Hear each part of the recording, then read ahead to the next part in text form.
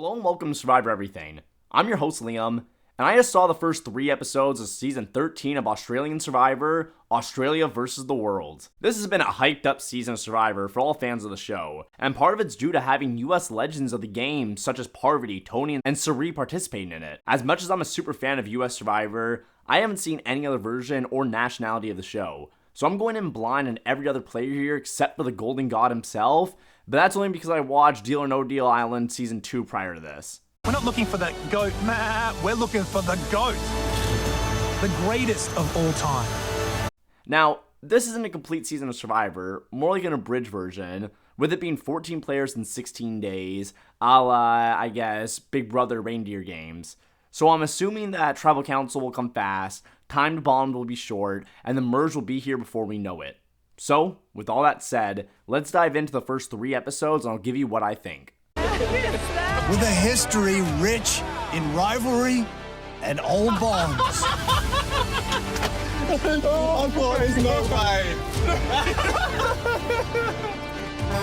But now, they have to face their toughest opponents yet.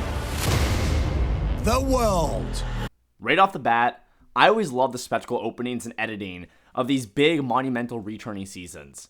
It's this type of grandiose portrayal that they have for every player that really helps you get captivated by all of them immediately. I think one of the main reasons why Survivor Heroes vs. Villains was able to suck me in so well and get me into the show was because the show was telling me that these were greats of the game, and that made me much more invested to see these titans clash, and it's no different here. I don't know how popular King George is among the fan base, since again, this is my first international season of Survivor, but from his opening, I find him riveting TV. But they also make sure to undermine him by cutting to David, the only winner on the Australian tribe, right after George has said that no one has played a more dominant game of Survivor than me. Within the first 2 episodes, the editors do this a couple more times to almost downplay George, which is shocking due to the second boot result of this season. After being introduced to the Australians, we get to meet the other contestants who have come to play from around the world. As said earlier, we have 3 players from the USA who are all well known, but then there's Rob, a dominant winner of Survivor South Africa, Tommy, a second place finisher who lost by 1 vote from the 9th season of Survivor Finland, Lisa, the one and only winner of Survivor New Zealand, and finally Cass, a runner-up who lost to a unanimous vote at the end of the 2nd season of Survivor Quebec. The World Tribe seems stacked, with all-time greats from their shows, with the lowest place finisher on the tribe being Cirie, who finished in 3rd place, with the majority of the tribe being former winners, and one of them someone who won twice. I'm the once and forever reigning champion of Survivor New Zealand because it got cancelled after I won. The only thing the World Tribe has to worry about is the fact that the 4 players from around the world outnumber the 3 players from the USA, but we'll worry about that when they get sent to Tribal Council. I like the starting challenge that we get here. Having a member from each tribe race the other, and whoever reaches the bottom first gets to choose a resource or luxury to take back to their camp with them. When David from the Aussie tribe goes up against Rob from the World Tribe, David immediately starts to talk turkey and strategizing with Rob, saying how he wants to be at the end with him. It's later said and heavily implied that David saw Rob play a season, and with the 2 of them being dominant winners and challenge threats, they may as well watch each other's backs. David will also say later on this is part of his strategy, to play hard right out the gate, but I think this is foolish, and we've seen precedent to why this is foolish. The discussion does not go unnoticed either, with Tony even mocking them and cracking a joke at their expense when it's Tony's turn he's paired up pretending to talk to the enemy. And this is what I mean by the precedent, and I think there's a good Tony and David comparison I want to bring up later on. Getting camp life though, people start to socialize and strategize. I'll be focusing on the World Tribe throughout this beginning portion of the discussion, since the show just focuses on the World Tribe here, and we'll see a bit more of this lopsided editing as we go along. Here, the 3 US players immediately say that they have each other's backs due to the numbers disadvantage, and Rob has already solidified the rest of the 4 members on the World Tribe to go against the American players. Luckily for Cirie, Lisa, a member of the International Alliance, is a huge fan of Cirie, with her being Lisa's favorite player of all time. Due to the starstruckness, Lisa's incredibly hesitant to vote out Cirie, which is great for Cirie to stay longer in this game even if the US Alliance is picked off first. Parvati does notice the nationality divide for me and tries to work her flirty magic onto Rob, hoping that he would fall for it, but though Rob reciprocates the flirting, he surely isn't buying it and taking it genuinely from her. And it's a really bad game move from Parvati to immediately kind of start doing old tricks, almost like Boston Rob back when he was at war. So to try to build a bit more trust, she decides to confide into Zulu Rob over here, a player she just met and is actively trying to manipulate, not bond with, that she has an outside relationship with David and knows him from another game, being Dondi Season 2. She is trying to use this info to show Rob that she could be a part of this reward challenge alliance that David and Rob formed earlier. But she is also giving Rob here ammo that could cripple her game if it gets leaked and get taken in the wrong way. I really don't like this move, especially when Parvati hasn't even told people who she's closer with, like Cirie, and this could easily come back to bite Parvati in the butt. Not only that, but Rob is still skeptical about Parvati even after being handed this info as a good sign of faith. And it also keeps a clear divide on the tribe, and it points to imminent doom for one of the US Survivor players here. At the immunity challenge, the World Tribe loses as well, sending them 2 tribal counts that night. Zulu Rob is a clear main player for this episode, but he is burning too hot. Rob has a goal of voting out an American player, but he feels like he needs the other 2 Americans on board with the plan so the vote is as unanimous as possible, so there's no fractures moving on. But as he learns from Parvati, she will not vote for Cirie, and Rob learns from Tony and Cirie that they will vote with the numbers, but those 2 were obviously just lying here and trying to say whatever until they could throw Rob under the bus. I think that Parvati's gameplay to put her on the bottom here immediately was pretty poor, but Parvati playing from the bottom here is very impressive. For as much as you know that she's a manipulator and a schemer at points, she also can't help but sound genuine and charming.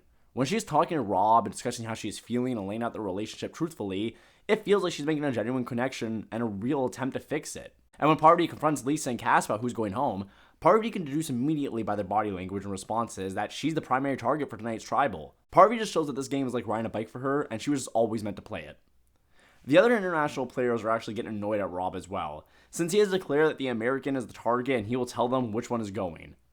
Tommy has a funny line here where he says to Lisa and Cass, not to sound like Rob, but is it Parvati or Rob tonight? And they all laugh together because, he's forcing the vote onto them.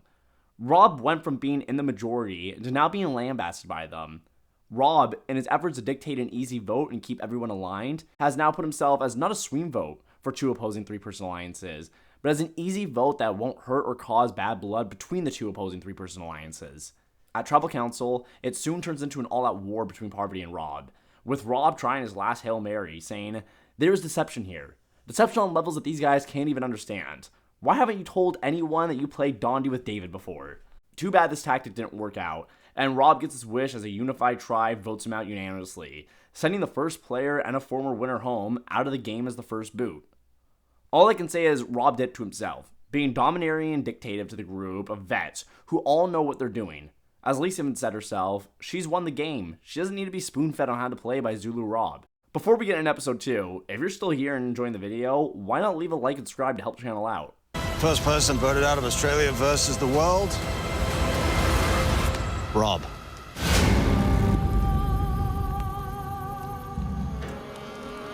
That's 4 votes. That's enough. Need to bring me a torch. Episode 2 comes around, and Luke from the Aussie tribe finds an idol. And it was so important that the show needed to show us it right now and not at a better time for some reason. And then we follow it with only 3 minutes of screen time with the World Tribe for the rest of the hour-long episode, which is insane to think about. I'll admit that the editing of these last 2 episodes has thrown me off a bit. In the first episode, there was only around 8 minutes of camp life and confessional screen time given to the Aussie tribe, an almost hour-and-a-half long episode, which is criminal, and the rest was focused on the World's tribe. It's why in episode 1 I said that I was basically just going to be talking about the World's tribe the whole time, because that's what the show focused on, and you knew they were going to tribal because of it. Now, I know there was an extra challenge in the premiere as well, compared to the second episode, and the premiere had well-edited intros for everyone, which used up extra time. But take those out of the equations, and both episodes are still just a little over an hour long, and somehow they managed to fit 8 minutes of opposing camp life into episode 1, but only 3 minutes in episode 2. It just doesn't seem to make sense, and it makes the storytelling lopsided and easy to tell who's going to tribal council that episode especially. With this type of editing too, we don't get to learn much about all these new players or see them interact, and it just makes me hope the merge comes quicker than sooner, since I want the screen time to be more even, and I feel like giving them a single beach will do that. Not only that, but it feels like Big Brother sometimes when they have them repeat themselves like the audience can't understand what's going on. Rob says he is targeting Parvati in the last episode to keep the US alliance weak, and then it's immediately restated to us again. The editing here just needs to be tightened up a bit, and that's just something I wish that we would get maybe with episode 4, 5, and 6. With that ran out the way, the screen time we do get for the World Tribe is Tony correctly sussing out that Parvati might be trying to form an all-girls alliance again, so Tony goes and talks to Tommy to hopefully be able to watch each other's backs. If Cirie does align with this all-girl alliance, especially with Cass part of it as well, I think Lisa will join since her idol Cirie is in there, a person she's in an alliance with already and Cass is there, and with Parvati, it'll just give Lisa an all-girls alliance with the clear numbers. And that's it from the World's Tribe this episode. On the Aussie Tribe, this episode becomes a clear downfall story about how the Golden God fell from the sky. David, the biggest threat on the tribe coming into the game, coming in off winning a huge returning season of Australian Survivor, with some calling him the best ever play. There are other big threats on the tribe. Some charming like the King of the Jungle Luke, or some scheming like King George. Lots of kings and gods on this tribe. But no one's a threat as big as this Golden God David, and he knows this. Because of this mindset, we see him playing hard out the gate, even trying to talk to the other tribe and forming endgame commitments at the very first challenge of the season, and he's out idol hunting as well, which we all know is futile at this point, since Luke already has it. David here goes up to Kirby, a one-time player that hasn't seen any other season of the show except her own, and tries to work with her. Kirby, skeptical, wants David gone due to his challenge prowess, and starts to form a coup against him. It becomes a big deal here too that Sarah, someone who played once during the second season Australian Survivor, knows David outside the game from their former modeling career. And even though he is trying to work with her, she's refusing to be near him because she's afraid of getting pulled in by his charm since she knows how dangerous he can be to keep in the game. After Tony dominates the final section of the Immunity Challenge for the World Tribe, sending the Aussie Tribe Tribal Council, it's time to put in some work. We just saw that David has failed to convince either Kirby or Sarah to work with him, but Luke will vote with David since they consider themselves island best friends from their previous season together, as well as Janine, who seems to just really want to work with David. So that's 3 votes to work with David so far and 2 against. If David's game wasn't crashing after not only failing to pull Sarah and Kirby in, but somehow convinced him to go after him harder, he now destroys his game with a social and strategic play with George. At this point, George is terrified he'll be the one voted out this round, and keeps trying to push the oldest member on the tribe and Janine as an easy consensus boot. George is playing an anyone but me strategy, and he wants to work with Luke and David incredibly bad, as George sees them as shields since they're all coming in as huge names from the Australian side of Survivor, and though Luke and David fake an alliance with him, they're ready to take him out at Tribal Council. They say they will join him in voting out Janine, when they're planning on using Janine to vote him out. What's crazy here is that they recognize that George only plays with self-interest, but they don't use it to their advantage. When George gets wind that the girls are targeting David, George relays this information to him immediately, and they are able to settle on voting out Shawnee. A girl will target George soon and he needs out anyways, so it's a perfect situation for him. This way, David and Luke get to keep their ally and Janine since no one will target her now, and it becomes a 4-3 vote on Shawnee and David stays in the game with the majority. During one moment though, when Kirby is going over the David blindside plan with George again, who's a double agent, David interrupts the convo and is asking who's throwing out his name, and George just throws Kirby on the bus and says it's her here. This moment I find is hilarious. It's super awkward, super confrontational, and it's just a really shocking game move from George. But I still think it's good gameplay from George. This way, he isn't lying about anyone, he's not bad-mouthing anyone else because he's not saying anyone else's name that's just not there, tarnishing his chances to work with them, and not only is he not lying about anyone, but he's not lying for anyone like Kirby. It does obviously upset Kirby, but George was playing with David's alliance anyways, and he was going to help David as much as possible, and even after this game move happened and it annoyed Kirby, if George just betrayed David and voted with Kirby to get him out, I'm sure she would just forgive him after this Tribal Council anyways. At Tribal Council, Tribal turns live and everyone's getting up and talking, and luckily for George, it goes back to the plan of Shawnee being voted out. This is perfect. And it was clear David was getting votes from Kirby, Sarah, and Shawnee here to send him home, but as long as him and the other 3 stick to voting for Shawnee, David will be safe, and oh, never mind. He just told his alliance during this live tribal to go back to the original plan, which means the 3 of them target George and George will waste his vote on Janine, and then what?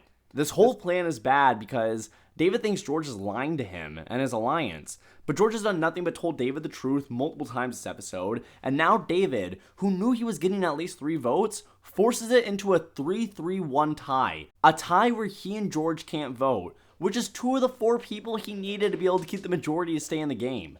This move is horrible, since you just risk yourself going home all while destroying the relationship between your alliance and George, now making it a 2-4 deficit as your alliance moves on without you. This move from David does nothing but destroy his own game and damage the game of 2 other players in Luke and Janine, all due to them just not trusting George, a man who has been a spy for them this entire time, even while knowing it can harm his own game. I'm shocked Luke didn't just play his idol on David, who's clearly going home here, since that just saves them all this time and shenanigans, because even if it's just him, Luke, and Janine, they can just play the idol and stay the minority and still be safe.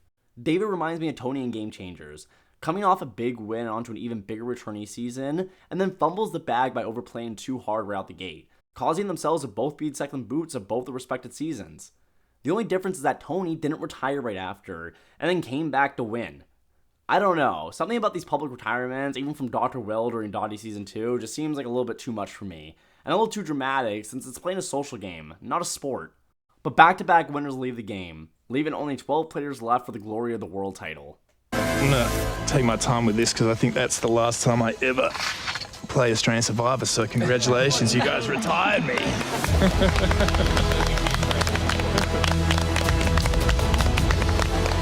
All right, David. The tribe has spoken. Beautiful. Coming in episode 3, I was really hoping we get a change in the editing and pace of the show, but it continues kind of mediocre here. I immediately knew the Aussie tribe was going back to Tribal Council this episode due to their overwhelming focus to stay with them and barely cut to the World's Tribe. But to be fair, they did give the World's Tribe 12 minutes of camp and strategy content. Tribal also got close to that much time, and Tribal did not need it for such an obvious vote that was coming up. Moving on to the episode itself, we focus on the Aussie tribe, as Cirie feels guilty and misguided after voting out David, a clear potential ally that she just sent home, and a result, weakened her position in the game. This will be on the main crux of the episode, with Cirie trying to convince Kirby to target Shawnee, along with her, so Cirie could feel comfortable knowing that Kirby, her ride or die as she says, has sent home a potential ally just like Cirie just did. I found this episode to be the least compelling of all of them so far, and I feel like it was just due to the edit. After the Aussie tribe loses immunity, it's a mad scramble on who's going to go home, but it's a clear vote the whole time, even though it just feels like they're trying to throw you off the entire episode. George wants Janine and Luke gone for the betrayal of last Tribal Council, and he thinks that since they're on the bottom of the last vote, they'll be on the bottom of this one as well, which is completely wrong here, since we know as an audience with dramatic irony that Shawnee, someone that has a grudge against George from a previous season, is conspiring against him while he thinks that he is safe with her, and this was the only valid outcome once it was introduced since it has been set up in prior episodes as well. It doesn't help that I really wanted to continue to watch George play, even though I didn't think he had a chance to win. But from all that arrogant content that was being delivered from this episode especially, as well as him just being so aloof from what was actually going on, it was clear from the get-go that they were setting him up to go home tonight. It seems that the most domineering vocal players are being sent home, and we see that with David and George being the first two boots on the Aussie tribe, and then the domineering Rob being sent home on the World Tribe. On the World's Tribe, it seems like there's a clear female versus men divide happening, and Tony is the only guy aware of it, even though he told Tommy the other day. Tommy is the only other guy left on the tribe with Tony, but Tommy doesn't seem to have a real sense of what's happening with tribe dynamics, and it's just going with the motions of the game. Tony, on the other hand, is active, trying to make relationships while also scoping out potential threats. The girls, though, mainly Cirie, Parvati, and Cass, are conspiring against Tony. And it doesn't help when they find the key to the locked box they won during the first reward challenge in episode 1, when everyone including Tony was looking for it as well. They find out that it's a clue that there's a hidden immunity item in Jonathan's podium, which is something that Australian Survivor has done before, I've heard, which inspired Adam to try doing it during Winners at War during his boot episode in that season. This does bring the girls closer, and they even bring in Lisa as a distraction for Tony, completely forming this 4-girl majority alliance. And the alliance, though, is Cass, a runner-up with a chip on her shoulder to win this game, and when she finds an immunity idol that was hidden in the World's Camp, making her and Luke to be the two players that find hidden immunity idol so far, she decides to keep it a secret.